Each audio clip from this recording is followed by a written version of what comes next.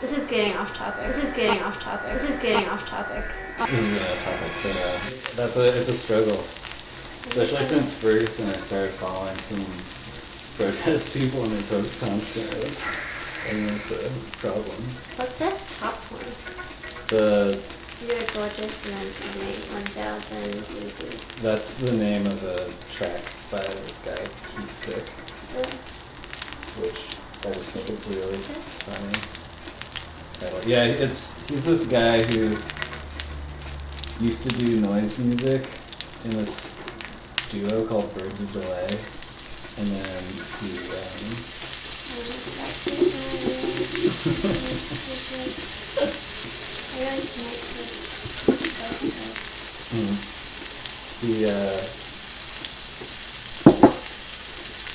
he was in a noise band, and then he started doing this stuff here, and it's kind of like minimal, like vaguely tropical techno, just using a Casio keyboard and lead pedals. It was really good. Here's one word, Heat Sick.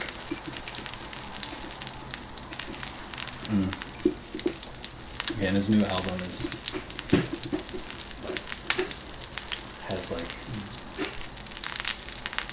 it's very obviously influenced by contemporary art culture and has weird talking over it. It's not very old. Might be the wrong piece. No, that's fine. Maybe well that's one of that's another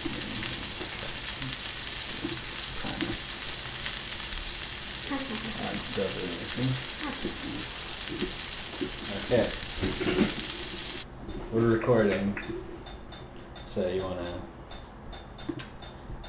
I think you should start, because you're the angrier one.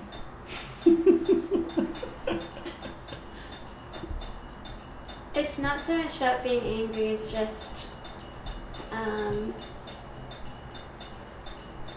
I think there was too much left unsaid. Yeah, sure. So I think it just fired you up more than it fired me up. what I'm gonna start with is just reading these two parts, which I think are very important to what I have to say, which is the ending. Mm-hmm. Playing around with narrative poetry won't decrease the length of the work week, provide more affordable housing, or increase wages. It won't vitiate your need to check email, but it could be kind of fun. So write a poem about some awful tragedy and read it to your kids. You might just help save the world. That's And basically, it's about as wishy-washy as you can get, I think. Basically what that opened up in me was to kind of give the opposite of everything he was saying. Because of all the narrative forms, or even all the poetry forms, the epic should be the one to totally tackle those issues he's talking about. Just be the thing to encapsulate a certain world. Yeah, it's a contradiction of the definition of epic. Yeah. And then the second part, write a poem about some awful tragedy and read it to your kids. You might just help save the world. That's totally fucking true. If we're talking about the right kind of epics here. Yeah. Because what kind of poems is this guy writing? Or saying that we should write? His thing is called Fireside Chats. It's I'm imagining a guy in a mahogany paneled study.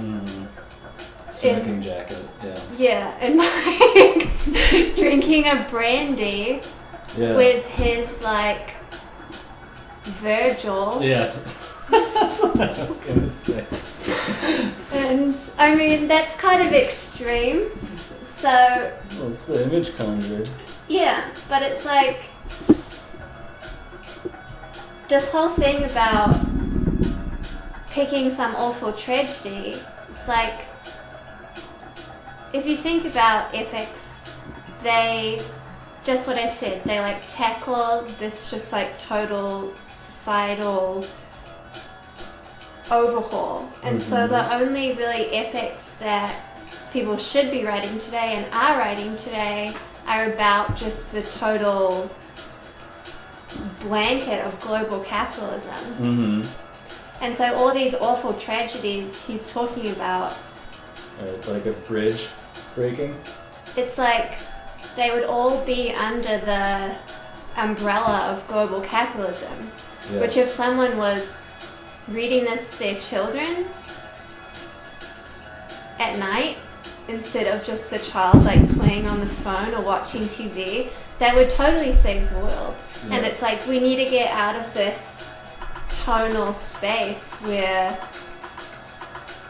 the place of poetry is something ironic or something that is just immediately undercut by its role.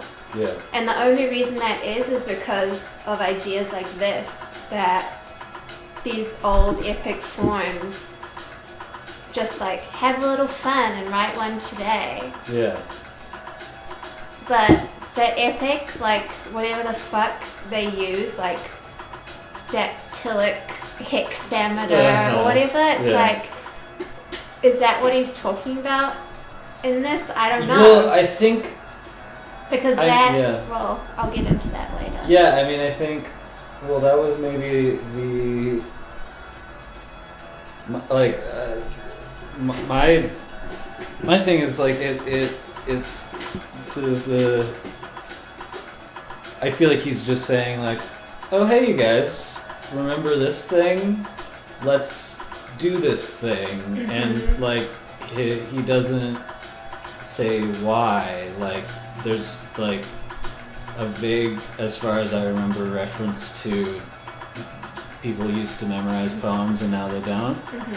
But like otherwise, there's nothing he's like voting for as a like revitalization of some lost intelligence through the loss of the popularity of the epic.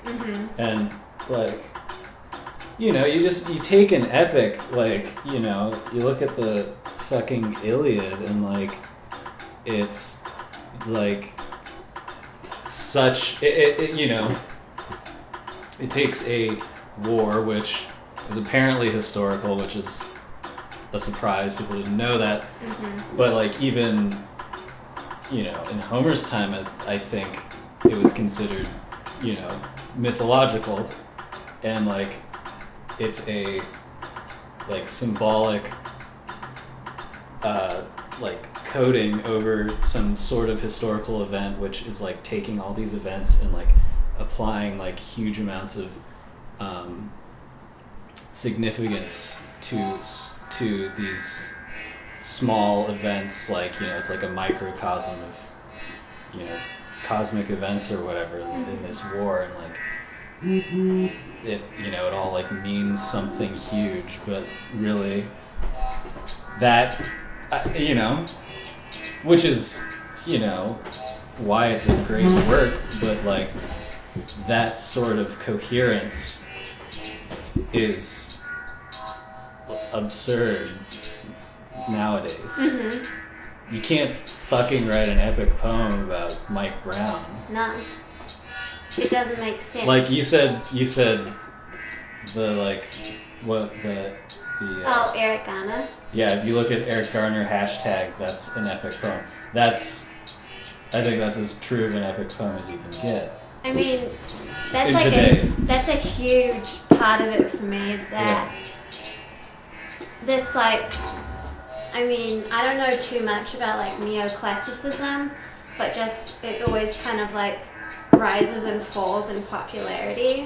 Just people revisiting these forms and like being like, recuperative project. Let's bring back this like obscure form. Yeah. Which I mean, that's fine, but with an epic, it's like he mentions that we read them in like high school. Yeah. And I mean, I don't have anything against epics per se, but there's something that, just like you were saying, in terms of content, they're always read contextually. Yeah. You know? And maybe like high school is the best place for that. Yeah. Because you get I mean, high school is like a traditional education. Yeah. You're getting that out of the way, and then it's like, I'm never going to write one of those or read that again. Yeah. That was fucking boring or something. Yeah. And I mean, like, I've, you know, I read the Aeneid this year. Mm-hmm. Like, I like classicism and, you know, I'm more likely than most people to read an epic poem. Mm-hmm. But, like, it comes from, like, a personal fascination with that context and particularly how remote it is from now. And it's like, I mean, maybe that's it, is, you know, it's like, it's coming from, like, a place in him of just, like, a scholarly nerdiness, you know? Like, that's what, like, recuperative projects are, is people are, like, you know, research-oriented academics and think, I like this. Yeah. People should do this. Yeah. That might be it. That could be the answer, but... So then this whole piece is just like jacking himself off or something. I guess. I mean, yeah, like there's no jacking anyone else off as far as I can tell. I mean,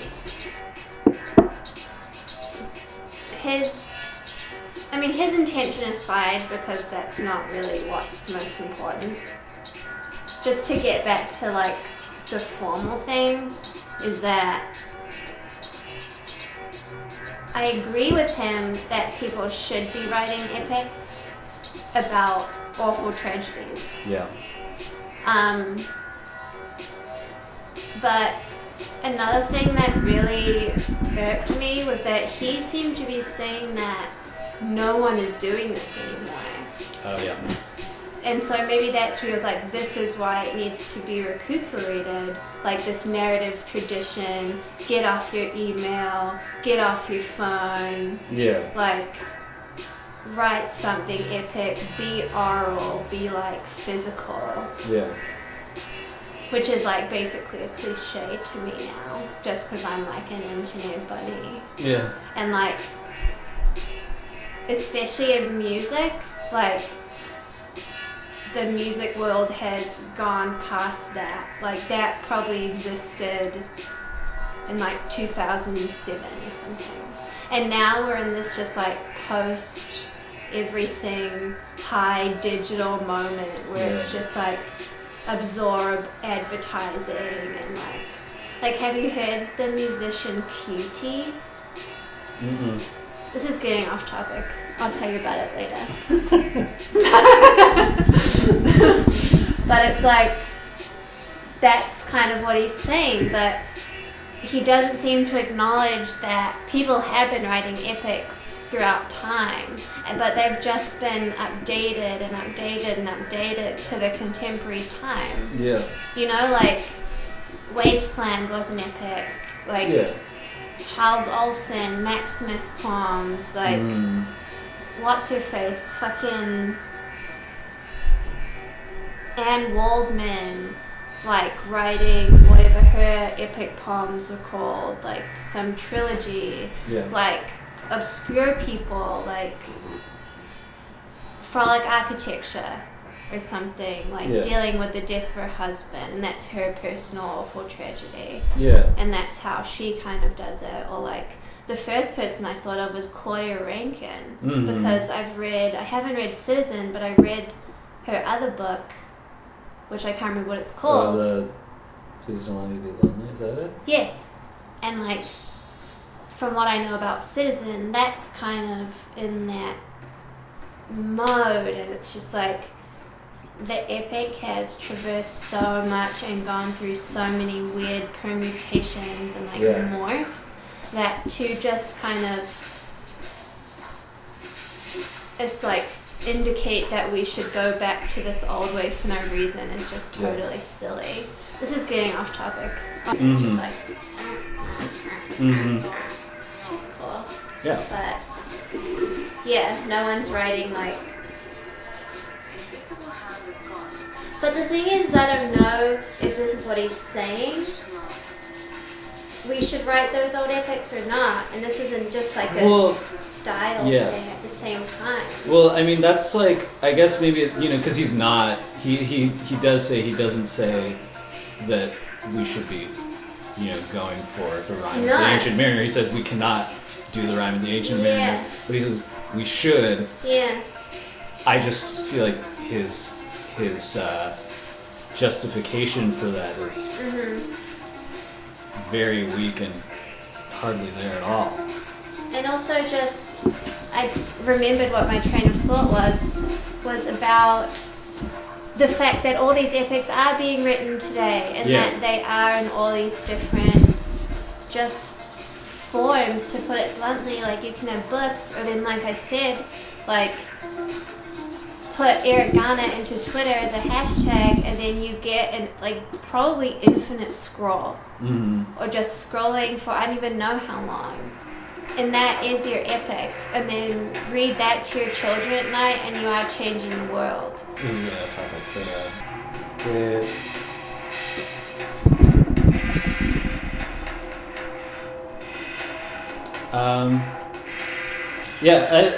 I love Twitter because it's there's a real social, it's the only really successfully social media, I feel like. Like there's a true element, like a feeling of society involved. You're actually engaging with people. Like, I remember thinking about, one time, whatever. The anecdote's not important, but,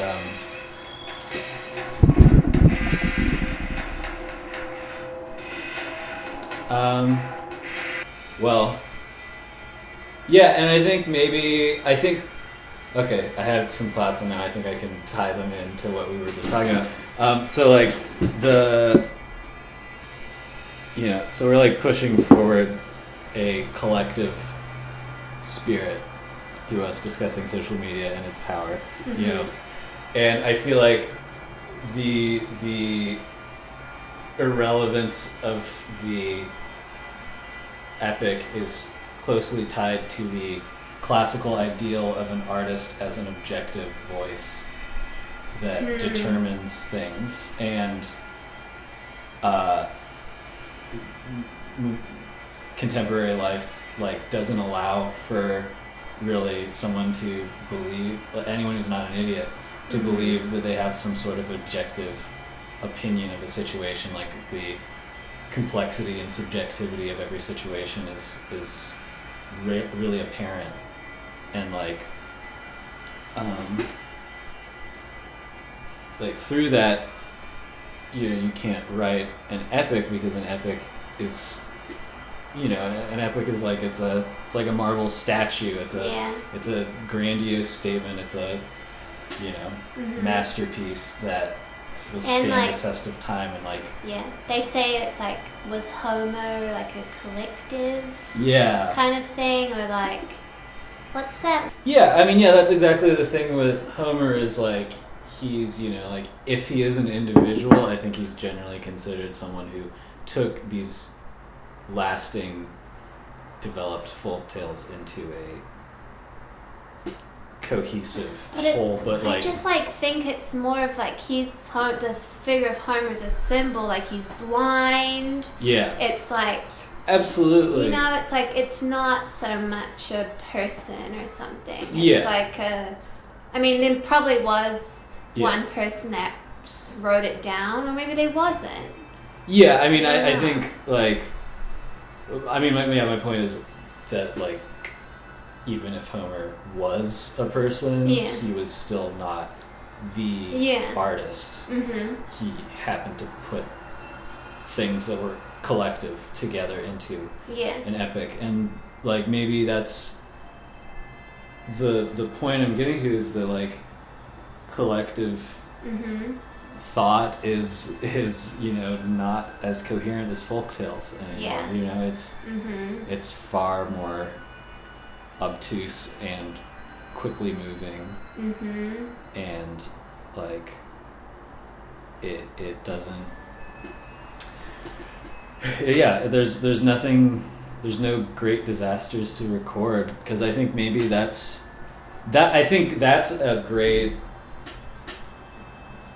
a important point about all these Mike Brown and what's the other guy's name, Eric.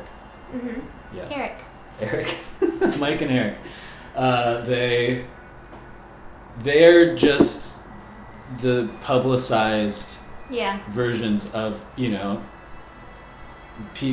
people are posting constantly on my Facebook wall every single other time Mm-hmm. a black man has been murdered for no good reason by the police and has gotten off scot-free. Like, these are not Yeah. absolute events. These are publicized Yeah, events the most publicized. of the banality of Yeah. constant injustice Mm-hmm.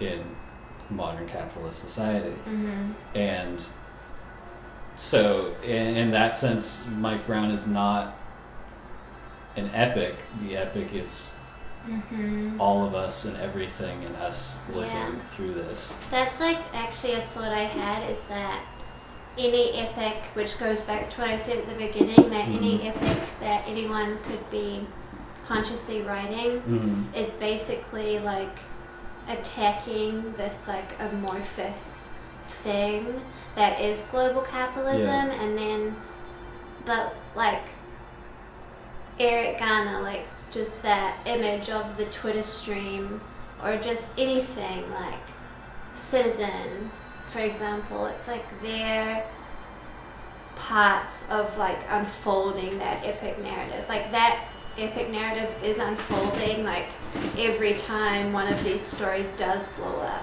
Yeah. And then people are talking about it and care about it. Yeah. And like start really questioning how like fucked up shit is. Yeah. Or just like any tiny thing. Like this musician I follow was like, I don't know what she was referring to, but she was like, you can bomb a country but you can't swear on the radio, like that's fucked up.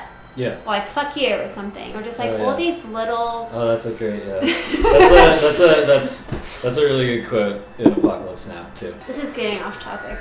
Every like new document that is Yeah. leaked Yeah. and that blows up, like that is all, if you wanted to like think about it traditionally, like these are all lines and stanzas of this narrative that are being written Yeah. right now in all these different like weird ways, like the event itself and then how it like filters down Yeah. through to someone like Well, me. Yeah, and it's like it's like you take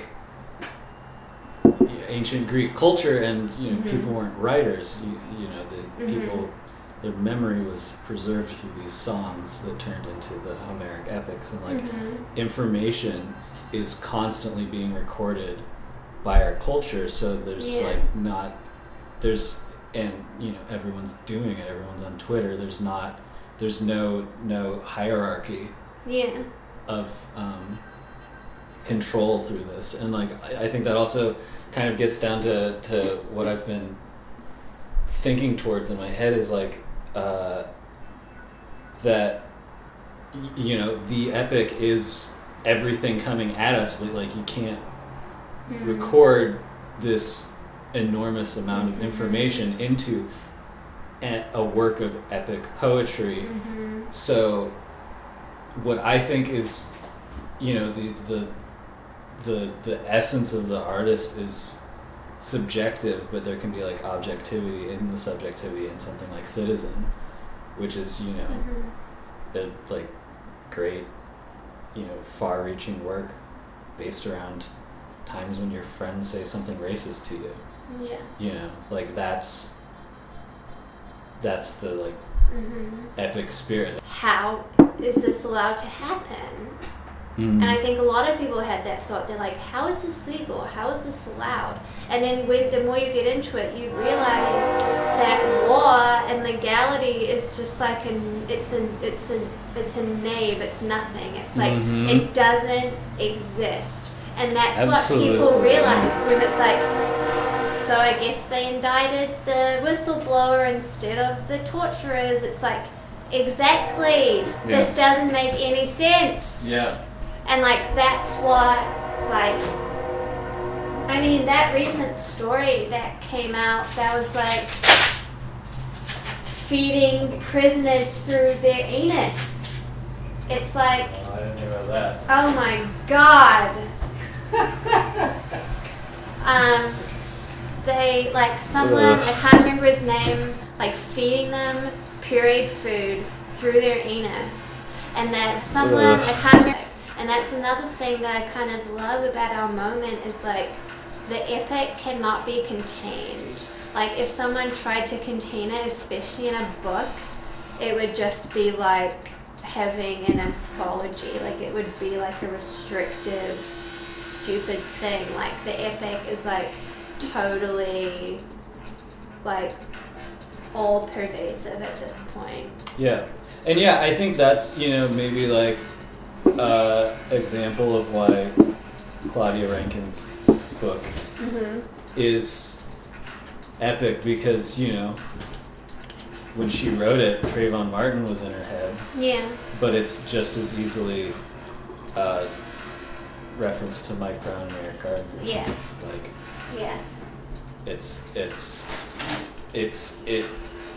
It gets the bigger picture. Like any document of a tragedy in our modern society would just be missing the other tragedies that happened, in the time it took to write and, bind and publish a work. Yeah. Like you'd be done by the time it's over, which is, why Twitter's good and stuff. Yeah. And just history doesn't work like that. But I mean, that's like, that's what's exciting to me is,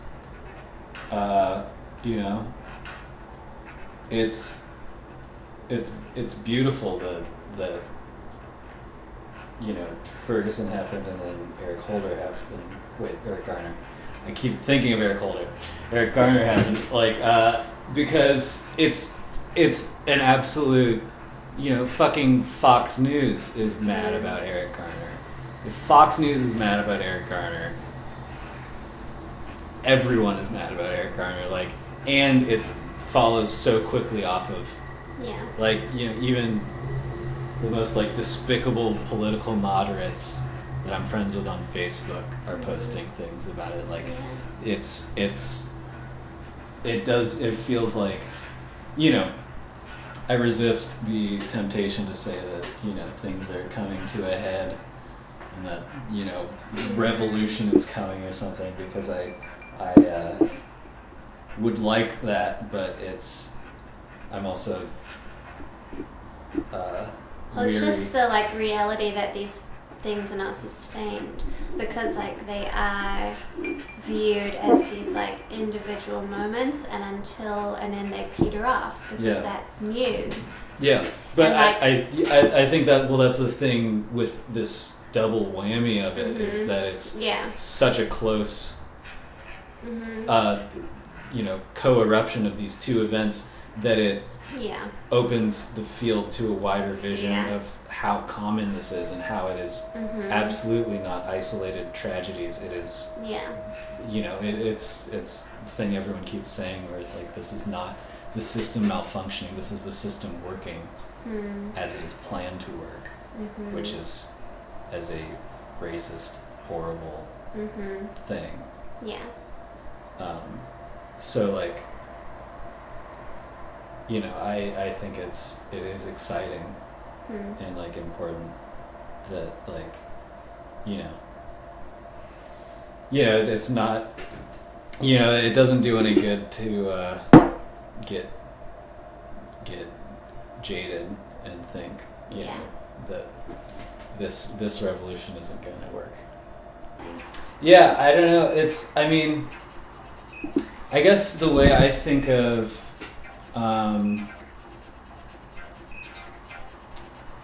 the way I guess I think of art in general, like, is that it's all political, and if it's good, then it's good politically, which is absolutely a cop-out and doesn't justify, artists who are artists for art's sake, but like, maybe it's just that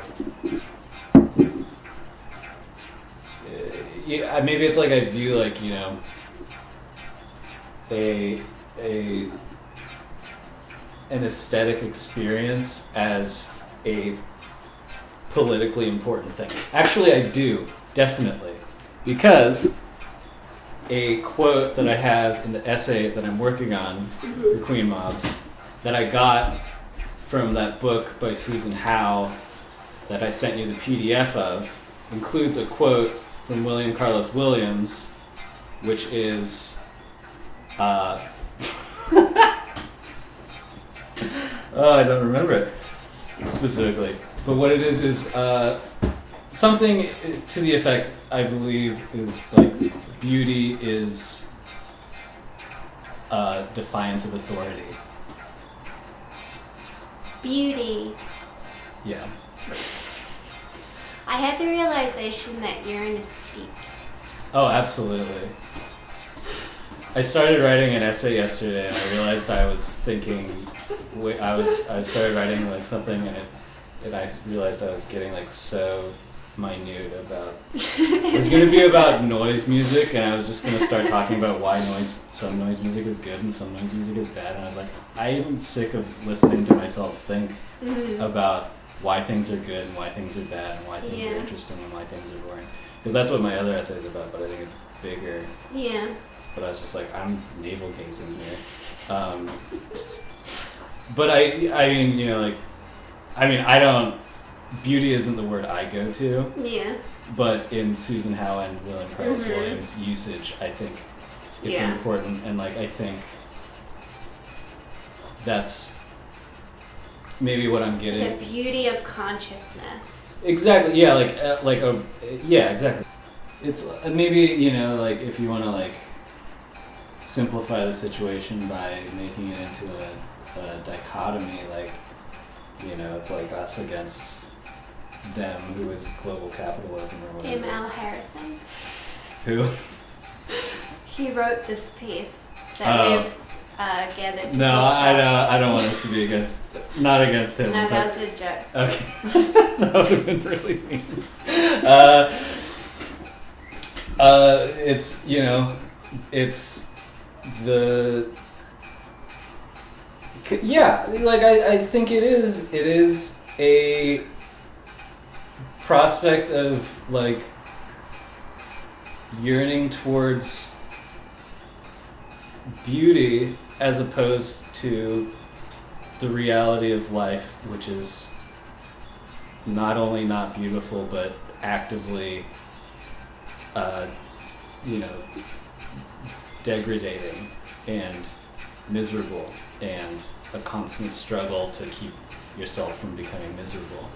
Like I think like established society as a whole is based on like the way society functions is not beautiful, like the way the rules are made and the way it works is ugly and against us, and like that's why I think all these these protests and stuff are beautiful, and like why I think the not that there's a lack of coherence, but there's obviously coherent goals, like arrest killer cops, But like there's a wider issue that people are fighting towards, and that is against the ugliness of the establishment and towards a beautiful society. And I think that is why I think poetry is good, even if it's not political, which does not mean that I'm against political poetry, because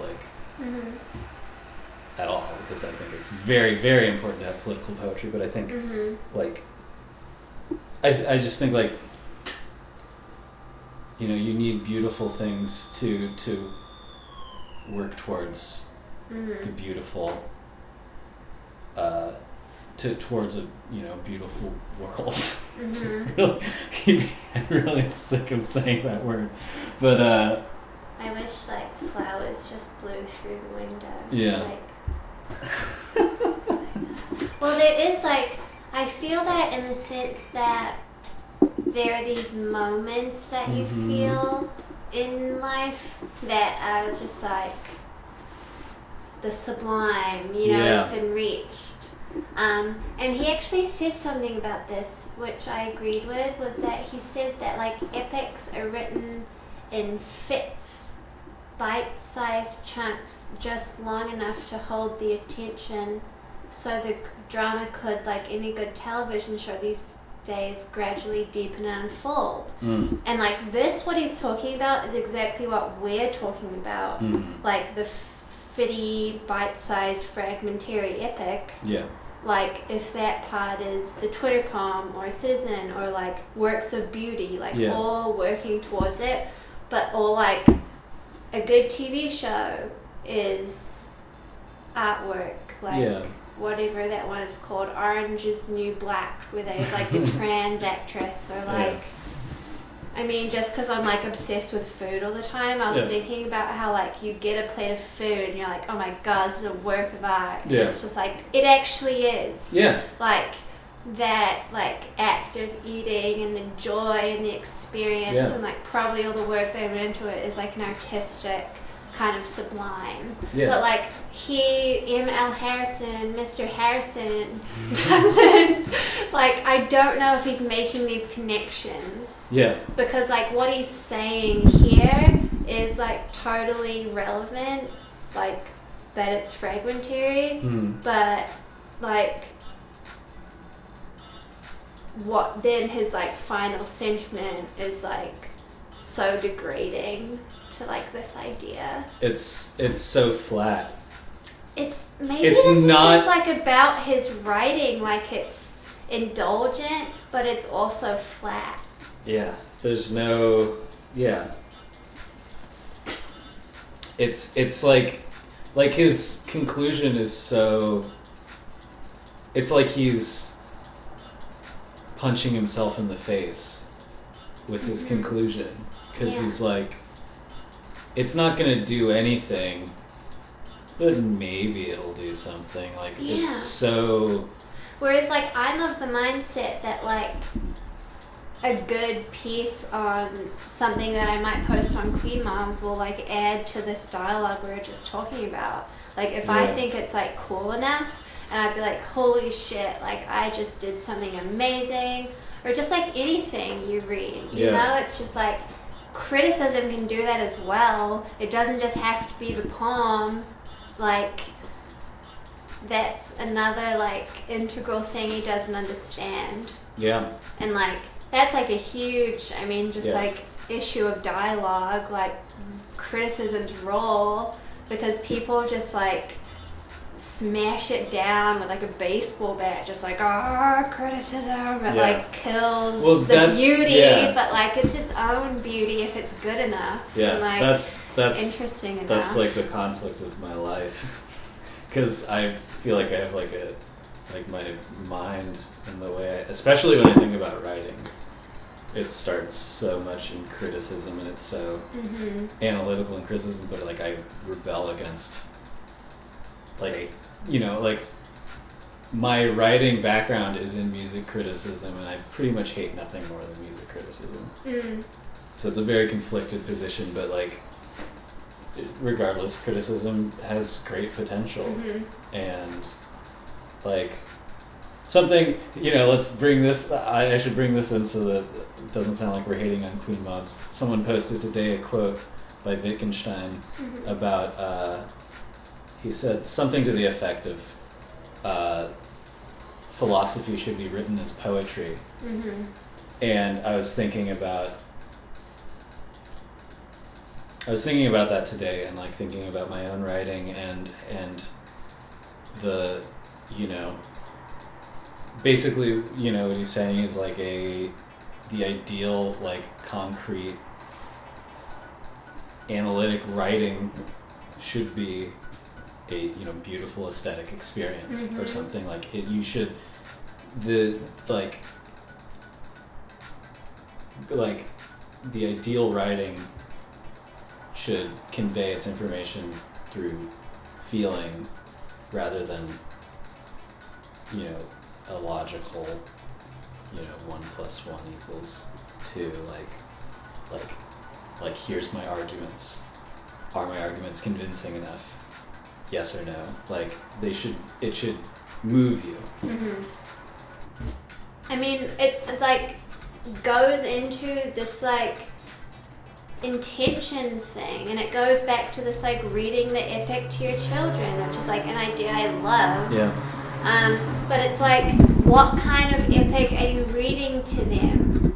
Yeah. And like, if you're reading them like, I don't know what, just like, there's so many kind of like epic forms that I don't even know about that are like probably being explored right now, and like I just haven't been exposed to them. But does this person know this? Yeah. I don't think so. I don't think he'd have written it if he was aware of the epics we think of. Well, that's the end. That's totally the end.